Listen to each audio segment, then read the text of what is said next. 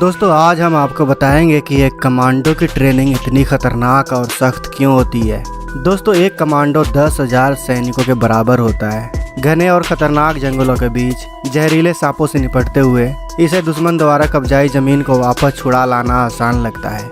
यही वजह है कि किसी भी देश की सुरक्षा ऐसे ही कमांडो के हाथों में होती है, जिन्हें हर देश अपनी सेना को फौलाद बनाने के लिए कड़ी से कड़ी ट्रेनिंग देता है। इन्हें जिस्मानी और जहनी तौर पर मजबूत बनाया जाता है। इनकी ट्रेनिंग देखकर तो आप सर से लेकर पाँव तक कांप जाएंगे। यकीन नहीं आता तो आप खुद देख लीजिए। और जब आप अंत में पाकिस्तान के कमांडो के बारे में जानेंगे तो आप चौंक जाएंगे। तो क्या वो हमसे ज़्यादा मजबूत है? आपको क्या लगता है? कमेंट बॉक्स में ज़रूर बताइएगा। Number 1, 36 hours stretch training camp. दोस्तों पैरा कमांडो का चयन सेना की अलग अलग रेजिमेंट से किया जाता है। इसके बाद इनकी ट्रेनिंग के लिए इनको पैरा कमांडो की ट्रेनिंग कैंप भेज दिया जाता है, जहां इन्हें 3 से 6 महीने तक सख्त बेसिक ट्रेनिंग दी जाती है।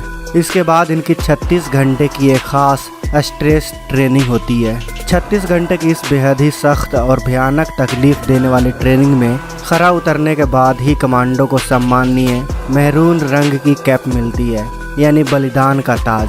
36 घंटे की इस स्ट्रेस ट्रेनिंग की शुरुआत रात के वक्त से होता है। अधूरी नींदों से जवानों को उठाकर एक लाइन में खड़ा होने का ऑर्डर दिया जाता है। आपको बता दें कि यह जवान पिछले 1 हफ्ते से सिर्फ 1 या 2 घंटे की ही नींद लेते आ रहे हैं। इसके बाद जवानों को अधूरी नींद में ही बार बार रूटीन एक्सरसाइज करनी होती है। ऐसा तब तक होता रहता है जब तक इनमें से कोई एक हार ना मान ले। इसके बाद जवानों को एक 30 किलो के बैटल लोड को लेकर खड़ी पहाड़ी पर चढ़ाई करनी होती है, जो कि 10 किलोमीटर लंबी होती है, लेकिन इसे 2 घंटे में कंप्लीट करना होता है। इसके बाद अपने दोस्त को कंधे पर लाद कर चलना होता है, जो कि इस भावना से प्रेरित होता है कि पैरा कमांडो किसी भी परिस्थिति में अपने साथी को दुश्मन के बीच नहीं छोड़ेंगे। इतना ही नहीं, इसके बाद इन जवानों को 1.18 किलोमीटर के दायरे को 3 राउंड लगाने होते हैं, जिसमें हर राउंड में वजन को बढ़ा दिया जाता है। पहले राउंड में जवानों को 30 किलो का बैटल लोड, 7 किलो के हथियार,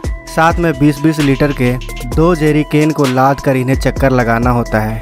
वहीं दूसरे राउंड में इन्हें 60 से 85 किलो के ट्रक के टायर को उठाकर चक्कर लगाना होता है। और तीसरे राउंड में 30 से 80 किलो के लकड़ी के टुकड़े को उठाकर 1.81 किलोमीटर के रास्ते को तय करना होता है, वो भी सिर्फ 1 घंटे में। इस चरण को वेट शिफ्टिंग कहते हैं। इसके बाद नंबर आता है पानी के 12 फुट गहरे उस टैंक का, जिसमें इन जवानों को हाथ पैर बांधकर फेंक दिया जाता है, जिसका पानी बर्फ से भी ज़्यादा ठंडा होता है। इसमें सबसे खतरनाक बात यह है कि ट्रेनिंग देने वाला ट्रेनर जवानों को बार बार पानी में डुबाता है। इस दौरान वह जवानों को सिर्फ उतनी ही सांस लेने देता है जितनी वह जिंदा रह सके। यह ट्रेनिंग इसलिए भी दी जाती है ताकि मिशन के दौरान एक कमांडो ज़्यादा से ज़्यादा स्ट्रेस झेल सके। आखिर कमांडो बनना कोई बच्चों का खेल थोड़ी होता है। अगर कोई इस ट्रेनिंग परीक्षा में फेल हो जाता है तो उसका यह मैरून कलर का कैप पहनने का सपना टूट जाता है। 36 में से 14 घंटे बीत जाने के बाद इन्हें गटर के पानी जैसा पानी पीने को दिया जाता है, जो दरअसल जूस होता है, जिसमें डिहाइड्रेटेड सॉल्यूशन मिला होता है। इस प्रक्रिया से गुजरने के बाद इन जवानों की बौद्धिक क्षमताओं को परखा जाता है, और यह सब बहुत दबाव भरे माहौल में होता है। इस दौरान इन्हें लिखित में ट्रेनिंग के दौरान मिले हर छोटे बड़े अनुभवों को लिखना होता है। इसके बाद जवानों का मेडिकल टेस्ट किया जाता है, जिसमें सफल होने के बाद इन्हें 10 किलोमीटर पैदल चलना होता है। ये मार्च पूरा करने के बाद 20 घंटे से भूखे इन जवानों को रूखा सूखा खाने को दिया जाता है। खाना खाने के बाद इनको नींद आने लगती है, क्योंकि आपको याद दिला दे कि ये जवान पिछले 1 हफ्ते से ठीक से सोए नहीं होते हैं। ऊपर से पिछले 36 घंटों से ट्रेनिंग के कारण यह थक कर चूर हो चुके होते हैं, जिस कारण इनको नींद आने लगती है। और अगर कोई जवान इस बीच सो जाता है तो उसकी मैरून कैप पहनने की उम्मीद टूट जाती है। दोस्तों इसके बाद जवानों को 5 घंटे के लिए जंगल में छोड़ दिया जाता है, जहां इनके लड़ने की क्षमता का अंदाज़ा लगाया जाता है। इसमें सफलता पाने के बाद इन्हें कीचड़ में उतारा जाता है, जहां इन्हें कीचड़ में लथपथ रहते हुए हथियारों के साथ दौड़ना होता है, जो कि इनकी 36 घंटे की ट्रेनिंग का अंतिम हिस्सा होता है। इसके बाद इनके सर पे मैरून कलर के टोपी का ताज सजा दिया जाता है। Number 2, Vietnam special force.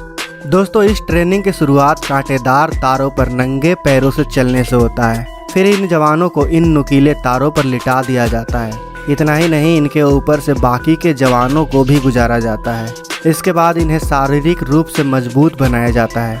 इस दौरान इनके हाथ, पैर, कंधे पर पत्थर रखकर हथौड़े से तोड़ा जाता है। ट्रेनिंग के अन्य चरणों में जवानों को नुकीले कीलों पर नंगी पीठ के बल लिटा दिया जाता है और इनकी छाती पर एक बड़ा सा पत्थर रखकर उसे हथौड़े से तोड़ा जाता है, जिससे कई बार सैनिक घायल भी हो जाते हैं, लेकिन इनके मुंह से आह तक नहीं निकलती। दोस्तों, बात यहीं ख़त्म नहीं हो जाती। इसके बाद इनके ऊपर धारदार चाकू को गिराया जाता है, लेकिन इनका शरीर इतना सख्त हो चुका होता है कि ये चाकू इनका कुछ नहीं बिगाड़ पाते। इसके बाद इन जवानों को नंगे पांव शीशे के टुकड़ों पर भी चलाया जाता है, वो भी भारी वजन के साथ। और फिर दोस्तों, इसके बाद शुरू होती है इन जवानों की असली ट्रेनिंग, जिसके तहत इन्हें धारदार तलवार पर नंगी पीठ लिटाकर इनकी छाती पर एक बड़े से पत्थर को रखकर उसे हथौड़े से तोड़ा जाता है। अब देखिए वियतनाम सेना के इस जवान को, कैसे यह जवान गर्दन में लिपटी लोहे के मोटे रॉड को मोड़ देता है और फिर 1 मिनट में इससे आज़ाद भी हो जाता है। तरह तरह के ट्रेनिंग से गुजरने के बाद यह कमांडो शारीरिक रूप से चट्टानों की तरह मजबूत हो जाते हैं। इसके बाद इन सैनिकों को पानी के अंदर, पहाड़ों पर, घने जंगलों में लंबे समय तक भेज दिया जाता है, जहां वो युद्ध के लिए ही ट्रेंड किए जाते हैं। तब जाकर यह सेना का हिस्सा बन पाते हैं। Number 3, Gorkha boot camp. दोस्तों, गोरखा रेजिमेंट के कमांडो को मौत से जरा भी डर नहीं लगता। ये वही हैं जिन्होंने द्वितीय विश्व युद्ध में हिटलर से टक्कर ली थी। गोरखा कमांडो जान कुर्बान करने में हर वक्त तैयार रहते हैं। इनकी भर्ती के लिए हर साल बूट कैंप का आयोजन किया जाता है, जिसमें लगभग 10,000 से ज़्यादा जवानों को चुना जाता है, मगर इनमें से कुछ ही योग्य निकल पाते हैं, जिन्हें कई तरह की सख्त ट्रेनिंग से गुजरना पड़ता है, जिसमें 25 किलो के वजन के साथ पहाड़ी पर चढ़ाई शामिल है, जिसे 1 घंटे में पूरा करना अनिवार्य होता है। रेस में सफल होने वाले इन्हें बेसिक ट्रेनिंग देकर बेस कैंप भेज देते हैं। यहीं से गोरखा दुश्मन के लिए फौलाद बनकर बाहर आते हैं। यही वजह है कि इनकी खुखरी बिना दुश्मन के सर कलम किए वापस म्यान में नहीं जाती। आपको बता दें कि गोरखा कमांडो सिर्फ भारतीय सेना में ही नहीं, बल्कि यह नेपाल और ब्रिटेन आर्मी में भी है।